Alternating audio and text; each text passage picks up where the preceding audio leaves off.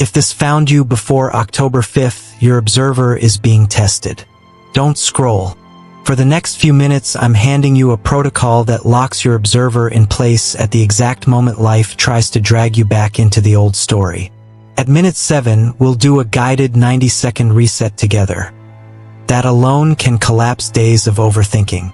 Stay with me. By the end, you'll feel the switch. Here's what you'll walk away with today. You'll know in real time whether you're observing or overthinking. You'll have a 90-second reset you can run anywhere, even standing in a line. And you'll have 3 sentences that lock your new identity so reality mirrors it back to you within the next 24 hours. I want this to be practical and immediate, something you can use the moment this video ends. Picture a small theater with 2 seats. Seat 1 is the overthinker. It argues, predicts, defends, and chases. Seat 2 is the observer. It sees, names, and chooses. It's the same mind, just a different seat. When you sit in the overthinker's chair, you are inside the movie and everything feels personal. When you sit in the observer's chair, you're 1 row back. The scene can still be intense, but it's on a screen, not inside your chest. Space appears, and with that space, choice appears. A quick test tells you where you're sitting. If you can name what's happening without trying to fix it, you're observing. If you're trying to finish the thought so you can finally relax, you're overthinking. Say it with me once. Name it, don't fix it. Here's a picture you'll remember. Think of a snow globe. When you shake it, the flakes swirl. That's your thinking. The observer is the hand holding the globe. You don't jump inside to stop the snow.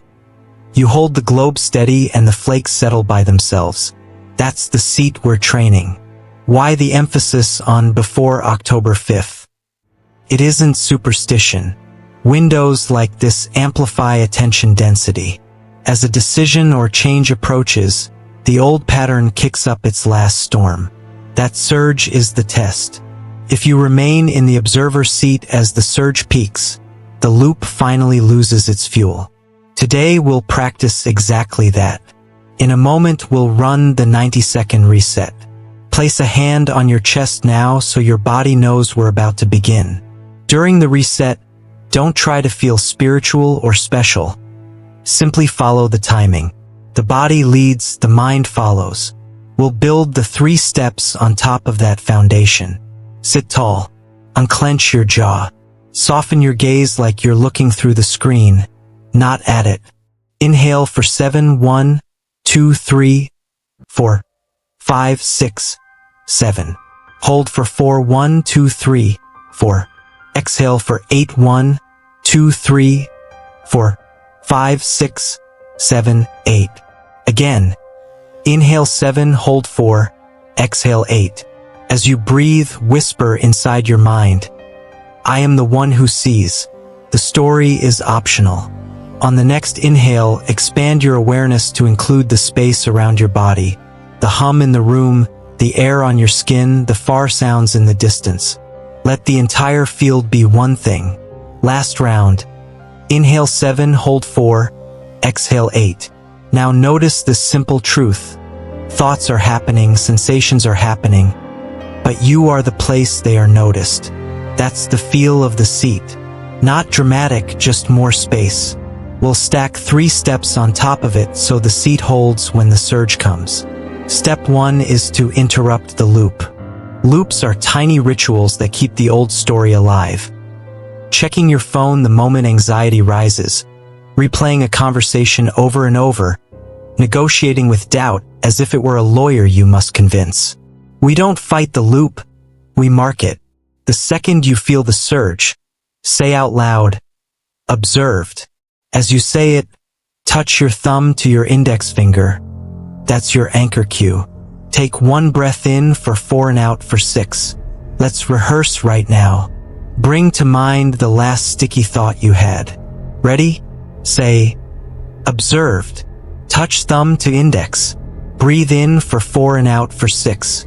This simple pattern break works because your brain cannot be fully trapped in content when it is naming context. Naming pulls you 1 row back into the observer's chair. The tactile anchor tells your nervous system, We've been here before and we survived. A quick story to see this in motion. A client of mine used to spiral before every big meeting.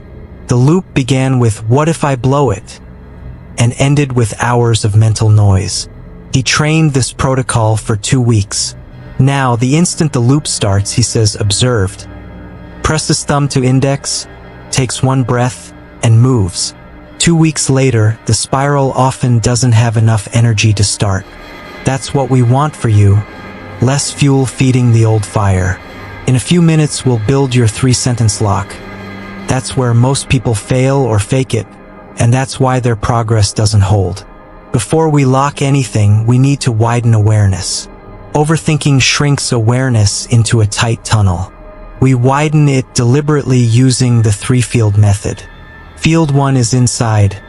Heartbeat, breath, temperature, the weight of your hands.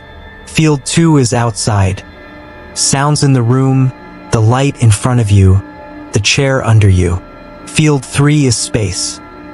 The invisible volume connecting you and the room, the air between your body and the wall, the empty distance in which everything sits. Run it like this. Take 2 gentle breaths attending to what's inside. Then take 2 breaths attending to what's outside. Then take 2 breaths attending to the space around you. Finally, take 1 breath holding all 3 fields at once. It will feel as if your attention is wider than your head. That sensation is the observer's seat. Try it briefly now. 2 breaths inside. Notice the rise of your chest and the warmth in your hands. 2 breaths outside. Hear the smallest sound in the room and let your eyes relax into the light. 2 breaths in the space. Feel the air touching your skin and the distance around your body. 1 breath holding all 3 at once. The scene is still here, but it's not inside you. Beneath everything is a quiet that doesn't argue. That quiet is home. This 3-field scan takes less than a minute and you can do it anywhere.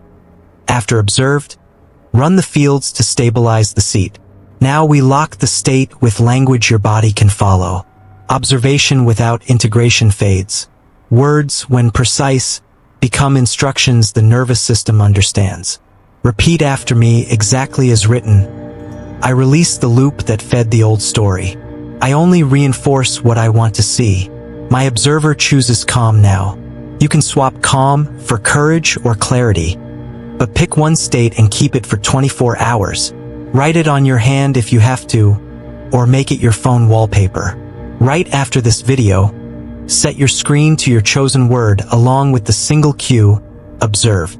It becomes your quiet coach for the rest of the day. Let's run the full sequence once in a live scenario. Think of a situation that usually pulls you into the movie. A bill that's due, a text that feels cold, a task you've been avoiding. Feel the surge begin. Mark it. Observed. Touch thumb to index and take 1 breath in for 4 and out for 6. Widen with the 3-field method, inside for 2 breaths, outside for 2 breaths, the space for 2 breaths, and then 1 breath holding all 3 at once. From that wider seat, say your lock. I release the loop that fed the old story. I only reinforce what I want to see. I choose calm now. Notice the shift. It isn't fireworks. It's steadiness. Decisions become simpler from here because you're choosing from the seat, not reacting from the surge. You've felt that steadiness. Now let's weld it to real life so the seat doesn't collapse the moment numbers, deadlines, or other people get involved. Start with a money decision because money compresses time. It pulls old stories to the surface fast. Scarcity you inherited, proof-seeking loops, the habit of paying first with your nervous system. Imagine you're about to invest in something important. A course, a coach, a trip that would put you inside the world you want to live in. The brain starts arguing both sides like a courtroom drama. What if it's the wrong move? What if I waste the money? Notice how those questions pretend to be responsible while secretly keeping you still. They make certainty the price of action, and certainty is never for sale. Bring in the protocol you just learned. The surge hits. You mark it. Observed. Thumb to index, 1 slow breath, and then widen. Inside, outside, space, all at once. From this wider seat, ask a different question. The observer's question: does this action reinforce or erode the identity I'm choosing? Feel for a clean yes or a clean no in under 5 seconds. Clean doesn't mean comfortable. It means unargued. If no clean answer arrives, set a 10-minute timer. This is the ritual. You will not decide before the bell, and you will not extend the bell. For 10 minutes, you live as the person who has already decided well. You walk around your room once. You do another round of the 3 field. You glance at the real numbers without catastrophizing. You ask your body to unclench its jaw and let your shoulders drop half an inch. When the bell rings, you choose from the seat, not from the surge. This is decision at the bell. It retrains the part of you that equates delay with safety and proves to your nervous system that safety can exist inside a clear move. If guilt rises after you choose, because some of us were trained to feel bad when we do what's good for us, run the lock immediately. I release the loop that fed the old story. I only reinforce what I want to see. I choose clarity now. Then take one single action within 5 minutes that makes the decision more real. Send the email, book the call, move the money into a labeled account, or schedule the first task on your calendar. Action taken from the observer's seat is tiny but irreversible. It tells the mirror, reflect this. Let's switch contexts to relationships, because other people's faces can be sharper mirrors than spreadsheets. A message arrives and the tone feels cold. Instantly, your chest tightens and your brain starts drafting entire chapters about rejection, disrespect, or danger. The overthinker demands you solve the mystery before you breathe. But the observer is not a detective. The observer is a lighthouse. Again, mark it, observed. Thumb to index. One slow breath. Widen the 3 fields. From the seat, remember this rule. Meaning is your job, not the texts. You can choose a meaning that keeps your nervous system open until real data arrives. That doesn't mean ignoring red flags. It means refusing to be hypnotized by imagined ones. From the seat, send something clean and simple, not a novel. Hey, is now a good time to chat about X? Or, I want to make sure I understood. Did you mean Y? Sims of clarity lower the temperature in the room. If your mind tries to rehearse the entire conversation 10 times, smile and say again, observed. Then run the 3 field. Let the body learn that relational ambiguity can live inside an open chest. You will be stunned how many conflicts evaporate when the lighthouse stays lit. And when there is a genuine issue, you'll address it from steadiness, not spike. People trust correction that isn't a weapon. Now I want to give you a clean picture of how reality echoes back what you hold. We're going to use the phrase quantum mirror. Not because we're doing particle physics here, but because the metaphor is accurate to your lived experience. The world shows you back the state you occupy most consistently. In ordinary terms, your attention acts like a tuner. What you hold becomes the station your antenna prefers. The reticular activating system in your brainstem decides which of the billions of signals around you become foreground. Train a state long enough and the RAS highlights everything that matches it while muting what doesn't. You literally start noticing different doors in the same hallway. Think of the chain like this. State creates signals. Signals create selection. Selection becomes your life. When you hold anxiety as your base state, the signals you notice are threats or missing pieces. From those signals, you select protective behaviors. Delay, extra research, avoidance, gossip disguised as strategy. Those selections compound into a life that feels small and defended. Shift the base state to calm courage and the signals you notice start looking like openings. A line in an email that invites a question, a person at an event who is also standing alone and could become an ally, a free tool that lets you test the idea, a tiny window of energy at 4:30 p.m. that's actually enough to send one brave message. From those signals, you select small forward moves. Compound that for a week, and your calendar no longer matches your old identity. The quantum mirror doesn't reward desire. It reflects what your nervous system can hold. That's why we did the 90-second reset and the 3 field. They expand your capacity to hold a better state without faking it. If you've ever tried to think positive and felt silly, That's because the state underneath wasn't convinced. We're not painting a new story on top of panic. We're teaching your body a seat where panic can occur without owning you. Then, instead of demanding external proof before you relax, you carry relaxation into the scene and allow the scene to reorganize around it. To make this more tangible, imagine 2 mornings. In the first, you wake up and grab your phone before your eyes fully open. Your body gets flooded with comparison, urgency, a dozen invitations to care about things that don't move your life. You call this checking in, but really you've allowed strangers to rent your nervous system for free. In the second morning, you wake and sit upright. 90 seconds of reset. 3 field. The 3 sentences with 1 word: calm, courage, clarity. You picture one small scene, sending the email calmly, not the entire career change, just the scene. Then you pick up the phone. You still see the same feeds, the same headlines, but your antenna is tuned differently.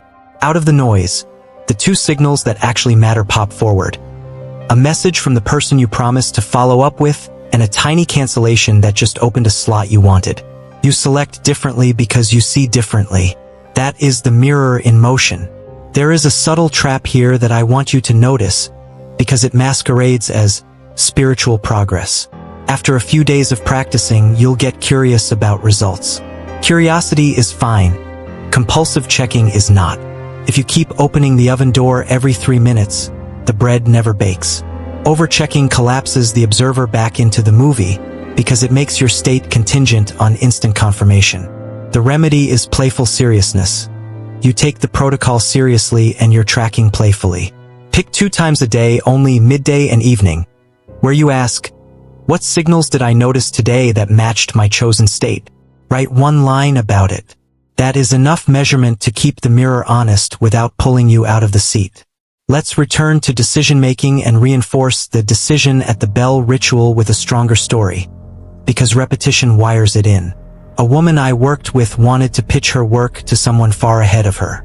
Every time she tried to draft the message, her stomach clenched. Her mind wrote 100 versions, and none got sent. We set a 10-minute bell rule. She ran, observed, breathed once, did the 3 field, and started a timer. For 9 minutes, she behaved like someone who had already sent a clean, respectful pitch. She walked across the room, drank water, opened the person's website, skimmed 3 lines without pretending to memorize it, and wrote 1 sentence that was true and generous. When the bell rang, she pasted the sentence, added 2 more, and hit send. The reply came 2 hours later. He wasn't available, but he forwarded her to someone who was. The mirror reflected the state, not the fantasy. The move wasn't grand. It was clean. That's all you need. Here's a way to expand this for choices that feel bigger than 10 minutes. Use the 24-hour split. Make the best decision you can from the observer seat today, and bind yourself to a single irreversible microaction before you sleep. Then forbid yourself from evaluating the decision for 24 hours. During that day, your only job is to collect 3 tiny pieces of evidence that match your chosen state. The point is not to prove the decision was right, but to teach your body that steadiness doesn't require the outside world to kneel instantly. After the 24 hours, sit again, run the reset, and either continue or correct. A correction is not failure. It's a second clean choice. 2 clean choices beat 20 anxious ones. You might ask, what if I'm genuinely wrong? The observer has an unexpected answer. You'll find out sooner from steadiness than from spin. Panic doesn't make you more accurate.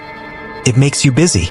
The body that can stay open while it discovers new data course corrects faster and with less collateral damage.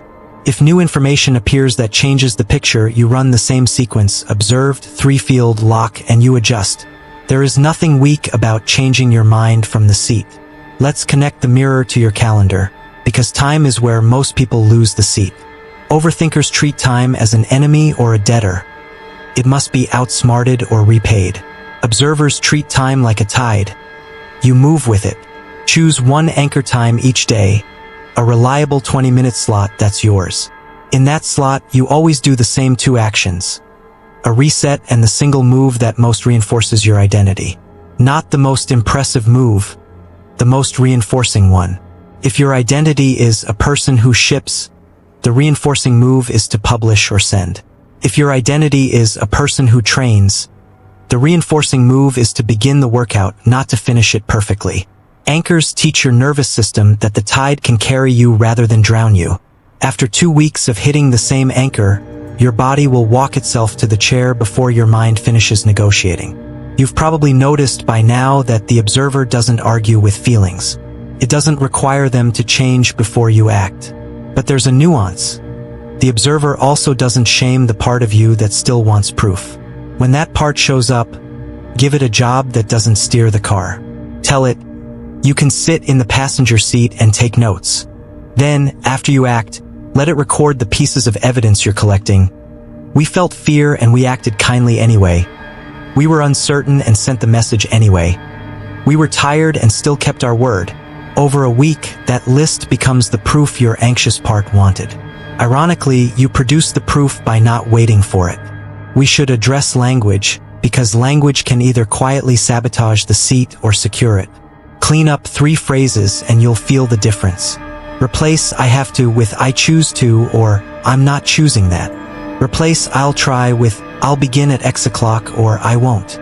Replace I can't with I don't yet when it's a skill or I don't when you're drawing a boundary. This isn't motivational fluff.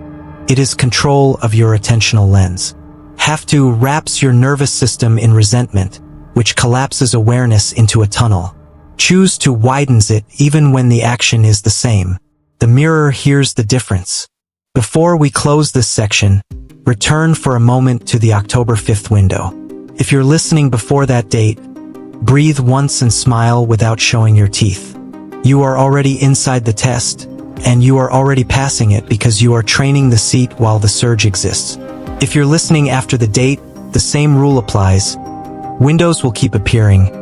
End of month, a new conversation, a shift in season. You'll never run out of chances to practice. That's the quiet promise hidden in all of this. You don't need perfect timing, just repeatable steps. Let's keep going while the seat is warm. You've seen the protocol work in decisions and in conversations. Now we'll tighten the bolts so the observer holds under heavier weather. The first thing to understand is that most people don't lose the seat because the method is weak. They lose it because they misuse it. The most common misuse is chasing a feeling. People try to manufacture a perfect calm before they act, and when calm doesn't appear on command, they declare the protocol broken.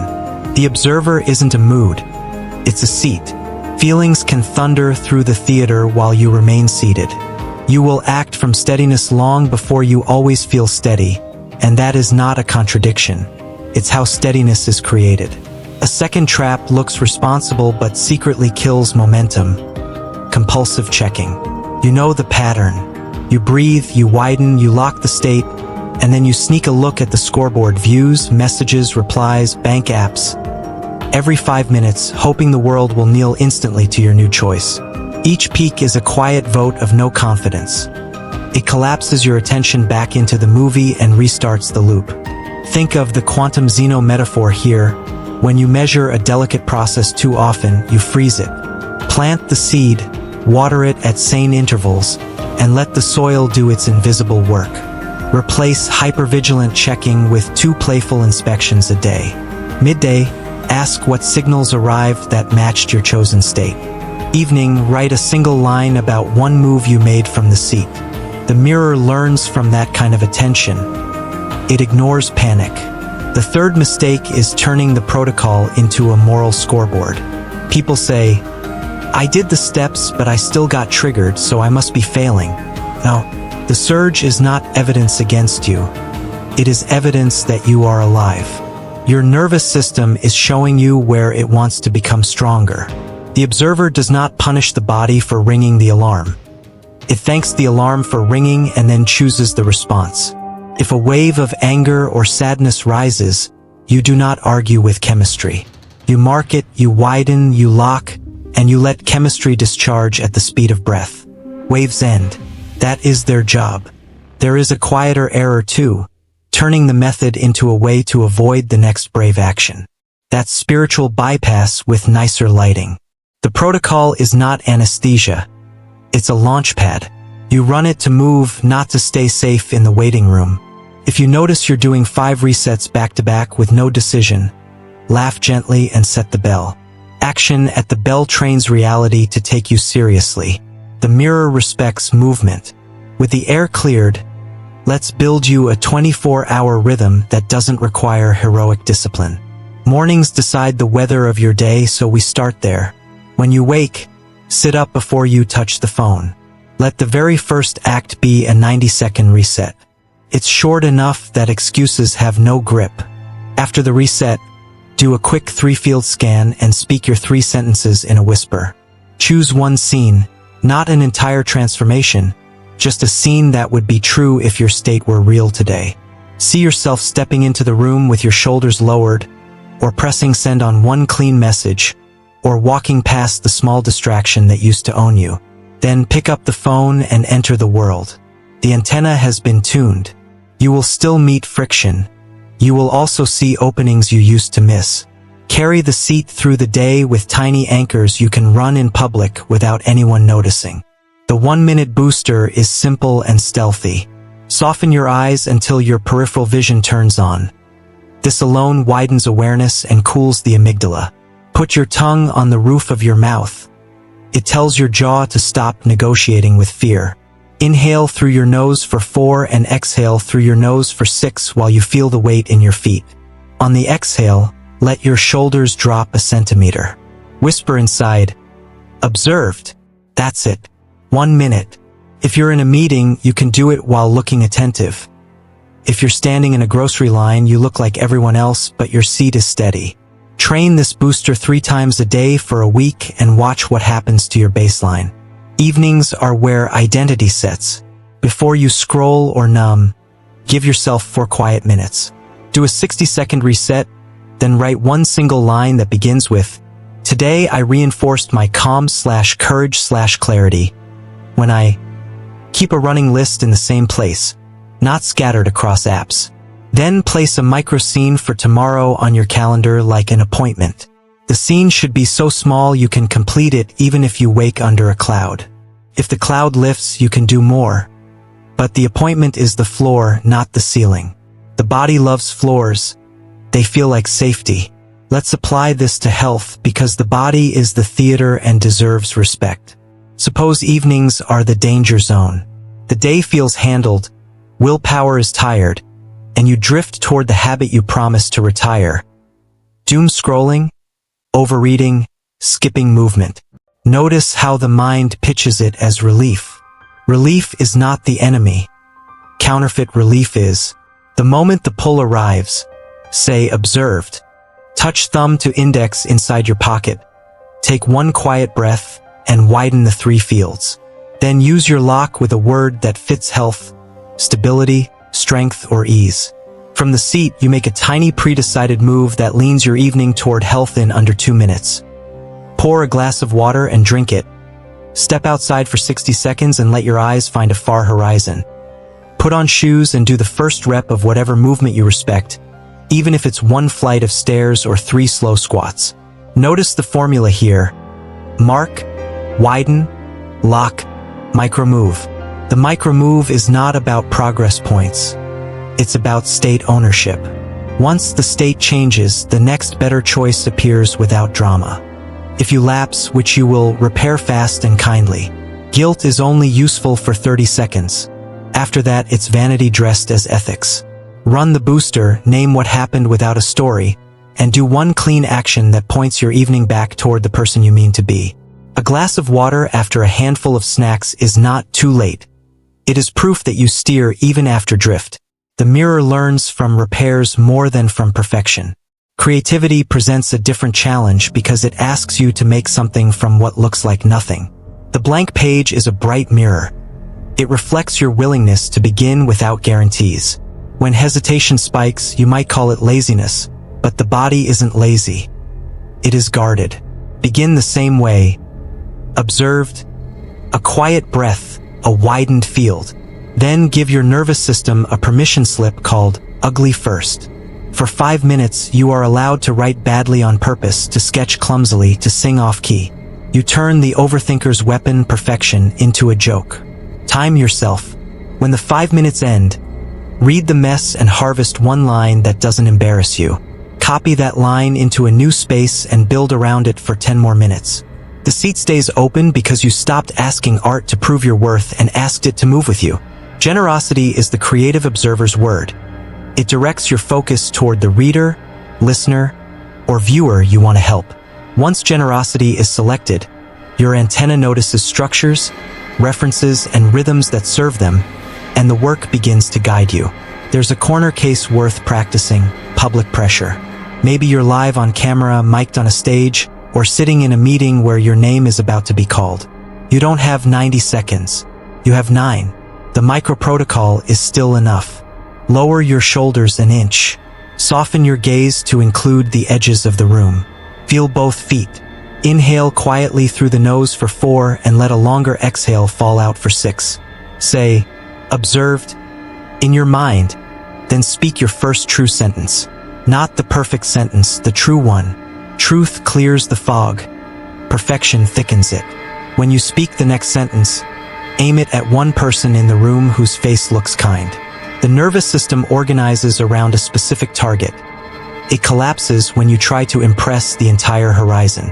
Some of you are wondering about willpower because you've been told that force is the only honest engine. But the body treats force like a stranger. It resists or rebels. What we are building is reliability, not force. Reliability is quieter and it wins. Reliability is the feeling of being in the seat even when the scene is chaotic. It is how athletes keep form under fatigue and how a nurse stays gentle at hour 11. Reliability comes from rituals so small they don't require negotiation. The 90-second reset is a ritual.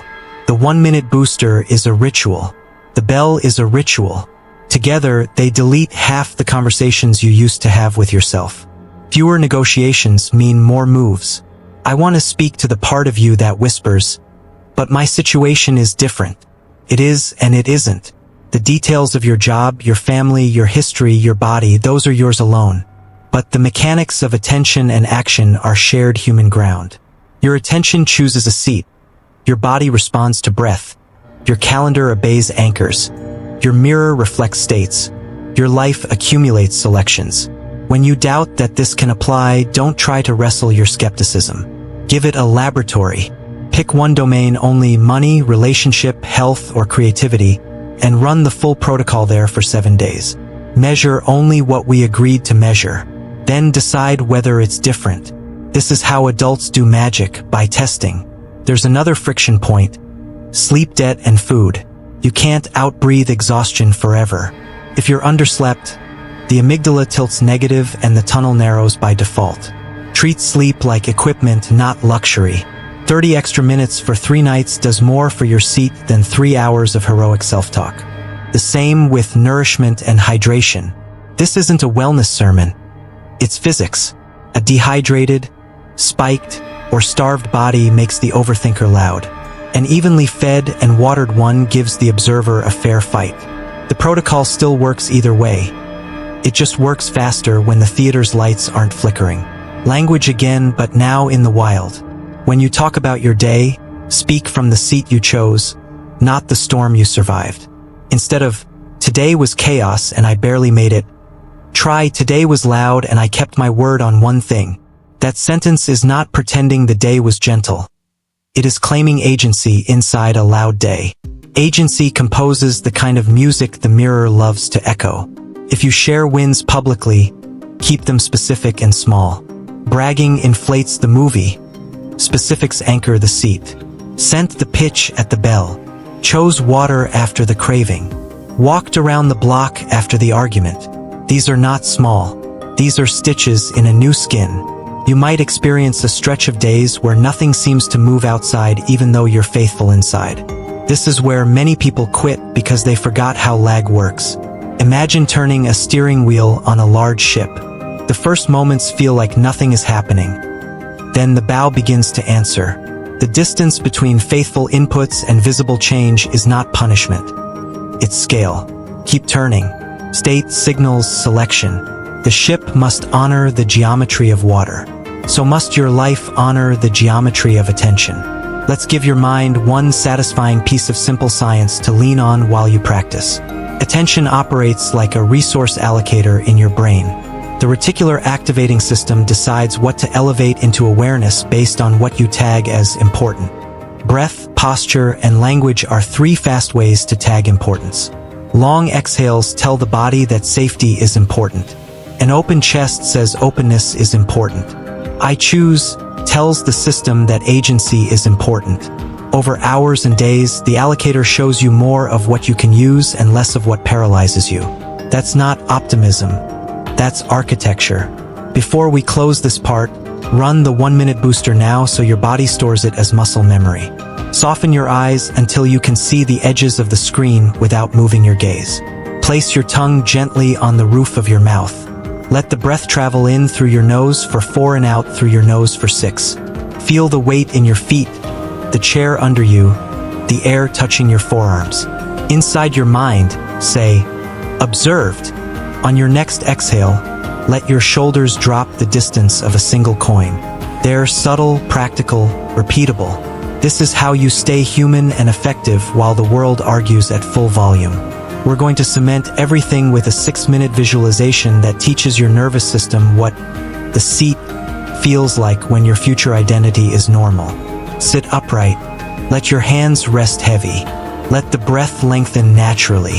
Close your eyes if you can or soften your gaze until the edges of the room come into view. Imagine a long corridor lit with a gentle indigo glow. This corridor is time. On your left are doors to versions of you that were built by urgency, by pleasing, by chronic overthinking. On your right are doors to versions of you that are built by calm courage and clean action. You don't have to open any old door to get closure. Closure arrives when you choose a different one. Begin to walk. The floor hums with a low, steady tone that matches your exhale. As you walk, whisper once, observed. Ahead is a simple archway with your chosen word written across the top, calm, courage, or clarity. The word is not decoration. It's an instruction. Step through the archway and arrive in a small room with 3 quiet scenes playing like holograms. In the first scene, you are handling a decision. Watch your future self look at the decision from the observer's seat. See the shoulders lower. See the breath deepen. See the hand move to start the timer. Watch the clean choice at the bell. In the second scene, you're inside a conversation that used to trigger you. You feel the first spike, and you say observed without sound. Your eyes soften to include the edges of the room. You ask one clarifying question, and the temperature drops by 2 degrees. In the third scene, you're alone with the work that matters most. The blank page or the quiet studio is no longer a threat, but a space that welcomes you. You begin with 5 ugly minutes on purpose and smile because the seat is holding. Let each scene run for 2 or 3 breaths as if you were already this person and the world is catching up. Now the walls of the room turn into a mirror, floor to ceiling, and the mirror shows you not as a fantasy but as a posture. It shows the way your ribcage is wider when you sit in the seat. It shows the unhurried pace of your gestures. It shows how your face is kinder even to yourself. Begin to breathe on a simple 4-in, 6-out pattern and watch this posture in the mirror with each breath until you sense, not think, that your body has memorized it. Bring your hand to your chest for one final breath and say quietly, I am the one who sees. The story is optional. I choose your word now. Open your eyes or sharpen your gaze again. The room you're in hasn't changed. You have. The mirror will follow. For big tests, give yourself a 3-day intensifier. Treat these days as a focused lab, not a punishment. On day 1, you clean the stage. Wake and run the 90-second reset before your phone. Then do a one-time sweep of tiny friction points that trip the loop. Clear 5 items from your physical space that shout for attention, archive or mute 3 noisy channels on your phone, and set 2 alarms only. 1 for a midday check-in and 1 for an evening close. Through the day you practice the protocol exactly as taught, but you add the bell to one decision that matters. Decide at the bell, move 1 small piece within 5 minutes, and write 1 line at night about the signal you saw because you chose from the seat. Day 2 is your friction day. You invite the test in controlled doses. Intentionally place yourself in 3 small edges. Send a respectful pitch to someone you find intimidating. Make a clarifying call you've delayed, and do a 10-minute block of work you've mythologized. Each edge begins with observed, 1 breath, the 3 field, and your lock. After each edge, you write down what your body did right. You're not grading, you're noticing competence. Day 3 is consolidation, where you behave as if the identity is already yours. Keep the morning reset, keep the booster twice, and choose 1 meaningful ask that aligns with your future self. A collaboration request, a price you avoided naming, a boundary drawn without apology. In the evening, you perform a tiny closing ritual. You list 3 signals the mirror gave you in the last 72 hours. You thank your body out loud for learning under pressure, and you sleep without bargaining for a sign. The point of the intensifier is not to produce fireworks. It is to compress practice so the seat feels native. Sometimes panic changes costumes and pretends to be logic. When it does, run a rapid self-interview that brings you back to the seat in under 90 seconds. Ask, what exactly is happening? Not what I fear might happen. Name only what is presently true in the smallest terms. Ask, where do I feel it in the body? And point to the sensation without a story. Ask, could this simply be the last surge of the old pattern? And allow a yes to be enough. Ask, what state do I choose now? Calm, courage, or clarity? And say the word aloud. Ask, what is the smallest honest action I can take within 2 minutes that reinforces this state? And then do it before you think again. Ask, if the worst version of the story were true, what would still be under my control? And make 1 move there. Ask, who needs 1 sentence from me? And send that sentence without performance. End the interview with, when do I check again? And set a time so your attention stops begging the oven to open. This interview is not a debate. It is a doorway back to the seat.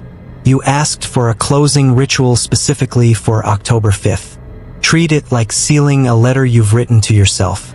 After sunset, dim the lights and stand. Place your right hand over your chest and your left hand on your lower ribs. Feel both hands rise and fall together for 3 slow breaths. Speak the 3 sentences once precisely. I release the loop that fed the old story. I only reinforce what I want to see. My observer chooses. Your word now. Sit with paper and write a 1-page promise to your future self dated 12 weeks from tonight. Write in present tense, simple and specific, as if you have already become who you intend. I speak cleanly. I move at the bell. I practice the 1-minute booster when the room heats up. I take small wins seriously and I let results arrive at their pace. When the page ends, sign your name. Fold the page and place it somewhere mundane you touch daily. Inside the case of your earbuds, taped behind your mirror under your keyboard, so the promise piggybacks on habit. Change your phone wallpaper to your chosen word and the single cue, observe. Finally, go outside for 1 minute if you can and look for a far point, streetlight, star, rooftop, and let your eyes rest on distance. This tells your nervous system that the horizon exists even when the room is loud. Sleep without testing yourself. If you are watching after October 5th, run the same ritual on the next date that matters to you. The principle is the same. You choose a window, you choose a seat, and you seal it with small, real actions. Before we close, we'll run a condensed 60-second booster together so your body remembers how quickly the seat can return. Soften your eyes until you can see the corners of the room without moving your gaze. Place your tongue on the roof of your mouth and drop your shoulders a coin's distance. Inhale through your nose for 4, exhale through your nose for 6, twice. Whisper in your mind, observed, and silently choose your word. Feel your feet. Feel the chair. On the next exhale, let the chest soften. This is not performance. It is posture. Carry this posture into whatever comes next. If the 90-second reset helped you, tell me in the comments with the word locked, and say where in your body you felt the shift first. The next video waiting for you is a standalone 90-second observer reset you can save and run daily. After that, watch the tight explainer on the observer effect in real life so you can teach this to someone you care about. Teaching stabilizes the seat like nothing else. You may meet days where the world doesn't seem to change quickly enough. On those days, remember that the mirror is loyal to states, not to impatience. Keep choosing the seat in the smallest moments. Keep deciding at the bell. Keep letting results arrive on their timeline while you live on yours. If you lapse, repair kindly and fast. Water the garden at sane intervals. The work is not to eliminate weather. The work is to become the place weather happens. You are already closer than you think because you are practicing while it's loud, and practice under volume is how identity sets. I'll leave you with one final image. Imagine the snow globe from the beginning of this video, but now imagine your hand has grown steadier over these minutes. You may still see flakes whirl when life shakes the globe, but you also see the gap widen between the shake and your reaction. That widening is freedom, and it is available every time you say observed. Widen your awareness, and lock your state with clear language. Keep this protocol on your tongue, in your hands, and on your calendar. The mirror will catch up. I'm proud of the way you're choosing to see. I'll meet you in the next video.